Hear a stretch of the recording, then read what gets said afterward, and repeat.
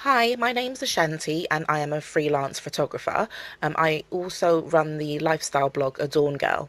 Now today's video is just going to be a really quick like viewing tutorial, if you will, and basically how I just sort of finish off my images using Photoshop elements.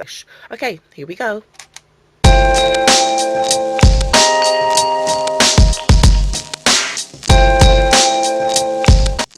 Image that I have already edited using Lightroom, so I bring it into Photoshop elements just to polish it up, just to finish off the edges. Right now I've just used the paintbrush tool after using the eyedropper, because I obviously wanted to have the shade next to it be the same, so that way when I was painting it in, it looked a bit more polished, a little bit more refined.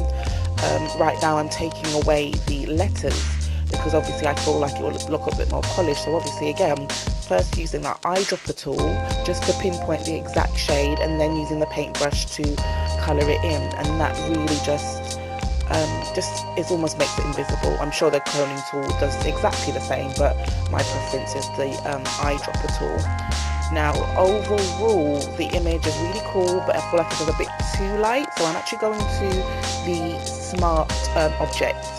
This is really a great tool because you can go darker, you can go brighter, bluer. It even does that thing where it turns everything grey and then you only have one spot of colour.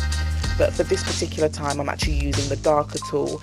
This is great because it highlights just specific images, that part of the image that you want to make darker. If you try to do the whole thing, then there's that thing where it looks a bit dirty, a bit grey, and I want to still keep that creamy white that is already in the image. So with the smart object tool, I'm literally now just highlighting the areas that I want just a touch darker.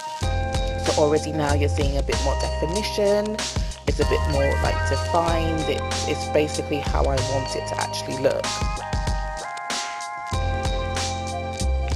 Now once that is basically how I need it to look, I will press the marquee button just to make sure all the squiggly lines have gone, and then this is the point where I then look and think, right, okay, how can I make it look a touch more natural?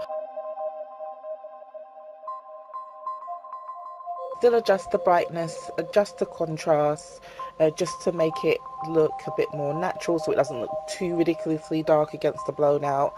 But yeah, that's basically how I use the smart object tool, just to get it just how I like, and just to show you the before and the after.